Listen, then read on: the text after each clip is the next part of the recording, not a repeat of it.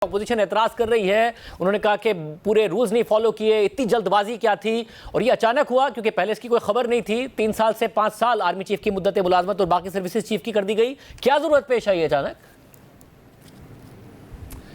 देखिए, बात यह है कि ये अचानक तो हो नहीं सकता क्योंकि इस पे कानूनी मशावरत जारी थी और जो बिल तैयार किया गया लॉ मिनिस्ट्री की तरफ से उस पर मुकम्मल उन्होंने बड़ी अड़करेज़ी की और with in law ministry prime minister से मशवरा हुआ और जो हमारे कोलिशन पार्टनर्स हैं पीपल्स पार्टी उनको ऑन बोर्ड लिया गया।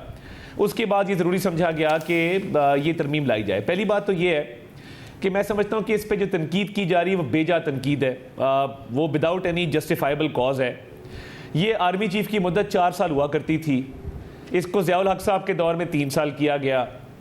और मैं ये समझता हूँ कि देखिए, किसी भी इदारे के लिए जिस तरह पार्लियामेंट की मुद्दत 5 साल है तो अगर सर्विसेज चीफ की भी 5 साल हो जाती है, इसमें मज़ायका कोई नहीं है, हर्ज कोई नहीं है। और ये पर्सन स्पेसिफिक नहीं है, ये किसी एक शख्स के लिए नहीं की गई, किसी जो है वो एक इंडिविजुअल के लिए नहीं की गई। ये ओहदे से इसको मुंसलिक किया गया है कि जो भी ओहदे पर विराजमान होगा उसका टेन्योर 5 साल होगा। ये एक्सटेंशन नहीं है, ये एक मुद्दत है जिसका तयन किया गया है कि इतनी मुद्दत होनी चाहिए। तो मैं समझता हूँ कि देखिए, हमारी जो स्ट्रेटेजिक लोकेशन है, वैसे मगर आर्मी चीफ की जो रिटायरमेंट की एज है वो भी 64 साल से हटा दी गई है। तो क्या कहा जा सकता है 2032 तक मौजूदा आर्मी चीफ ही आर्मी चीफ होंगे, फिर उन्हें एक एक्सटेंशन मिलेगी 2027 में? देखिए, ये तो देखें, ये तो वक्त ही बताएगा। मगर मैं ये ज़रूर कह सकता हूँ कि जो तरमीम की गई हैं वो नेवल चीफ के लिए भी की गई है, वो एयर चीफ के लिए भी की गई है, वो तीनों सर्विसेज चीफ के लिए की गई हैं और उसमें कोई कदगन नहीं है। और ये जो 5 साल का टेन्योर तय किया गया है, 5 साल के बाद जो भी गवर्नमेंट होगी ये उसकी स्वाबदीद होगी कि वो किसको आर्मी चीफ बनाती है, किसको नहीं बनाती। तो जैसे मैंने कहा कि ये पेशा वाराना उमूर को देखते हुए की गई है। और देखिए, जब दुनिया में रैंकिंग्स की बात आती, क्या वजह है कि हमारी आर्मी जो है वो टॉप रैंक्ड आर्मीज़ में से आती है। जो हमारे दोस्त ममालिक हैं, वो गल्फ हो, मिडल ईस्ट हो, वो हमारे मगर अगर आपकी हुकूमत अपना टाइम पूरा करती है तो जो अगले आर्मी चीफ की तैनाती का मामला है वो आप ही की हुकूमत में आएगा। तो वो फैसला भी आप ही कर रहे होंगे, अगली हुकूमत नहीं कर रही होगी अगर आप अपना टाइम पूरा करते हैं। नहीं, मैं ये कह रहा हूँ ना जी, जो भी हुकूमत होगी उस वक्त हम टाइम पूरा करते हैं, वेल एंड गुड। और उस वक्त जो भी फैसला करेगा वो हुकूमत के पास इख्तियार होगा फैसला करने का। कोई पाबंदी नहीं लगाई गई, कोई पाबंद नहीं किया गया। उस वक्त के प्राइम मिनिस्टर जो चाहेंगे, जो उनकी मर्जी होगी और इंशाल्लाह ताला वक्त पूरा होगा तो उस वक्त फैसला करेंगे। We will cross the bridge when we get there. तो मैं ये समझता हूँ कि देखिए, जो मैंने टॉप रैंकिंग आर्मी की बात की, जो हमारा एक बैकबोन है डिफेंस का, हमारी स्ट्रेटेजिक लोकेशन है, हमारे सिक्योरिटी के मामलात हैं, हमारी वॉर ऑन टेरर है, हमारे जो टेररिज्म का खात्मा है उसकी सारे मामलात हैं। दुनिया भर के कैडेट्स हमारी पीएमए में आते हैं। हमारे कैडेट्स जो हैं वो सैंडहर्स्ट जाते हैं रॉयल एकेडमी में, तो वो बड़ी नुमायाँ पोजीशन लेते हैं। तो मैं ये समझता हूँ कि ये 5 साल की मुद्दत जो है, ये बड़ा अच्छा किया कि ये 5 साल इसको मुकर्रर कर दिया गया है। मगर क्या ये इसलिए भी किया गया, अदारा साहब के हर 3 साल बाद एक अनसर्टेनिटी का पीरियड आता था, चाहे वो राहिल शरीफ साहब के रिटायरमेंट के वक्त हो, चाहे जनरल बाजवा साहब के रिटायरमेंट के वक्त हो, तो अगले साल वो अनसर्टेनिटी ना आए, हुकूमत के मामलात ना हिले, स्टेबिलिटी ना क्रिएट हो, इसलिए इसको आपने 5 साल किया है। क्या ये हर 3 साल बाद ना आ रहा? देखिए, ऑब्वियसली एक सस्टेनेबिलिटी का एलिमेंट है कि इवन जो पॉलिसीज़ बने फ़ौज के अंदर वो देरपा बने, उसके अमल दरामद में, हिकमत अमली के अमल दरामद में जो है वो बाकायदा तौर पे वो लॉन्ग टर्म पॉलिसी हो जो टॉप से नीचे तक आए। तो मैं ये समझता हूँ कि अनसर्टनिटी बिल्कुल एक एलिमेंट है जो ख़त्म किया गया है और इसको बिल्कुल बराबर किया गया है पार्लियामेंट के टेन्योर के साथ। तो इससे मैं समझता हूँ कि ओवरऑल जो इदारों के माबैन भी हमांगी है उसमें बेहतरी आएगी। फ़ौज के जिस तरह मैंने कहा कि पेशा उमूर जो है उसमें बेहतरी आएगी, सस्टेनेबिलिटी है, लॉन्ग टर्म पॉलिसीज हैं। मगर जब आप पेशा वराना उमूर कह रहे हैं तो जो फौज की अपनी प्रमोशंस वगैरह है, अगर एक लेफ्टिनेंट जनरल बनता है वो 4 साल के लिए बनता है, वो देखता है, तो उसका पर कैसे असर पड़ेगा? वो भी अकॉर्डिंगली एडजस्ट किया जाएगा फिर? नहीं, मेरा ख्याल है कि देखिए उस पर कोई ख़ास असर नहीं पड़ेगा। और वो लोग प्रमोट होते हैं, उनका एक अपना सिस्टम है और एक मेरिट बेस्ड सिस्टम है कि हर बंदा जो पीएमए से पास आउट होता है वो लेफ्टिनेंट जनरल के रैंक तक नहीं पहुंचता। सिर्फ अहल लोग पहुंचते हैं, उनके बोर्ड्स होते हैं, रिपोर्ट्स होती हैं, कोर्सेज होते हैं, वॉर कोर्सेज होते हैं। तो उसके बाद कोई जाके जो है वो जो लवाजमात सारे पूरे करता हो वो लेफ्टिनेंट जनरल के रैंक तक पहुंचता है। मैं नहीं समझता कि इसमें कोई बहुत बड़ा फर्क पड़ेगा। तो 64 साल की रिटायरमेंट का क्यों हटाया गया?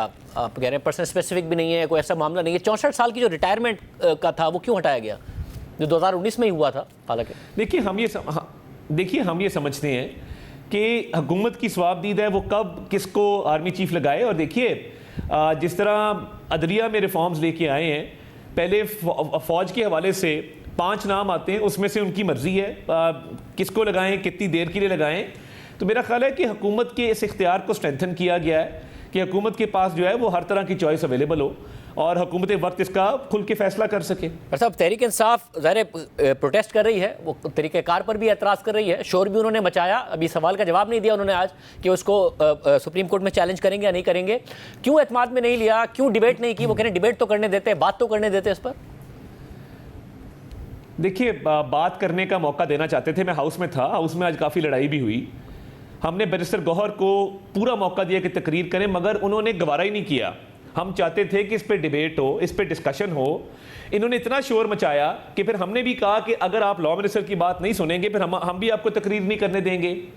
एक दफ़ा अयाज सादिक साहब ने, स्पीकर ने फ्लोर दे दिया बैरिस्टर गौहर को, मगर वो उनके अपने मेंबर ने उनको तकरीर नहीं करने दी और उनके अपने मेंबर ने इतना शोर शराबा किया कि बैरिस्टर गौहर तकरीर नहीं कर सके। ये हमारे पे नहीं है इल्ज़ाम। और दूसरी बात ये कि जब उमर अयूब साहब बात करते हैं आर्मी चीफ के टेन्योर की और एक मेरिट बेस्ड हम लेके आए रिफॉर्म, तो इनको शर्म नहीं आती है? क्या ये कंडेम करते हैं कि जो एक पहले फील्ड मार्शल थे इनके दादा हुजूर, उस हवाले से क्या इन्होंने कभी कंडेम किया है कि वो गलत था?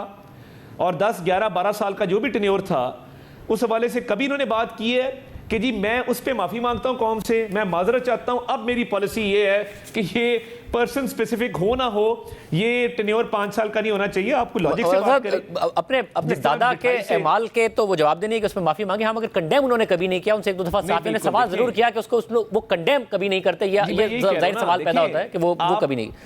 आइडियोलॉजिकली मैं बिल्कुल मानता हूँ अपने दादा के अमाल के बिल्कुल जवाबदेह नहीं है, मगर एक शख्स एक पॉलिसी के बारे में बात करता है और जब उसे कहा जाता है कि यार उसको कंडेम करो पहले मार्शल लॉ को, उसको वो कंडेम नहीं करता।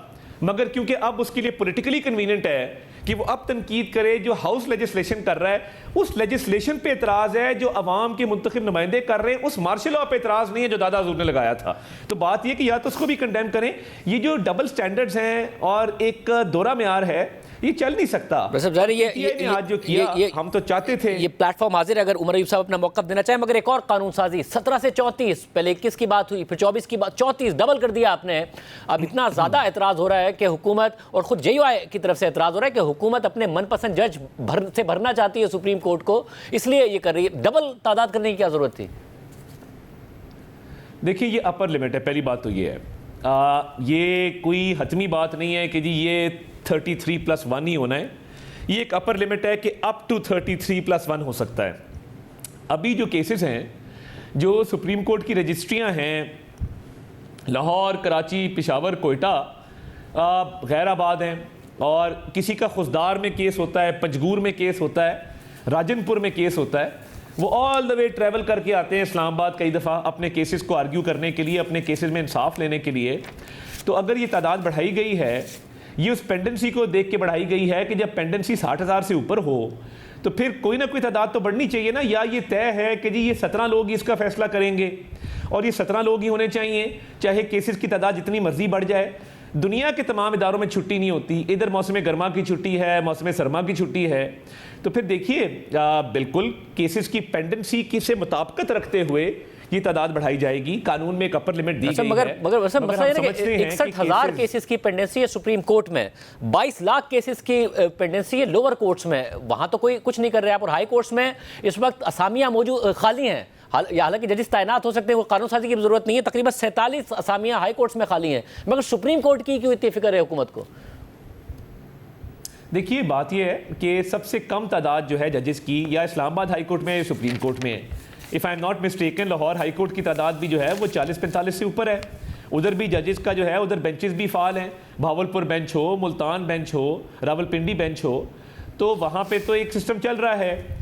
बट यहाँ पे रजिस्ट्रियाँ चलती नहीं हैं जो प्रोविंशियल हेडक्वार्टर्स के अंदर हैं, और अब ये आर्ग्यूमेंट अगर लिया जाए तो इस्लामाबाद हाई कोर्ट के जजेस की भी तादाद बढ़ाई गई है, इसीलिए बढ़ाई गई है कि यहाँ पे नंबर सबसे कम था और केसेस की पेंडेंसी रहती है, और इतने कम जजेस की तादाद उसको केटर नहीं कर सकती पेंडेंसी को, तो बेहतर समझा गया कि ये तादाद बढ़ा के पेंडेंसी को भी केटर किया जाए। और जियोग्राफिकल जो एक इशू है कि लोग all the way Islamabad travel करके आते हैं, एक्सपेंस होता है आम आवाम का, वो एक्सपेंस भी बचे, इनकन्वीनियंस भी बचे, और वो अपने अपने प्रोविंशियल हेडक्वार्टर्स में इन केसेस को जो है वो पैरवी कर सकते हैं। मगर या फिर हुकूमत चाहती है कि सुप्रीम कोर्ट में भी अक्सरियत उसके हिमायती जजेस की हो, और इस्लामाबाद हाई कोर्ट में अगर मुखालफत में ज़्यादा हैं तो उन्हें अकलियत में करना चाहती है हुकूमत।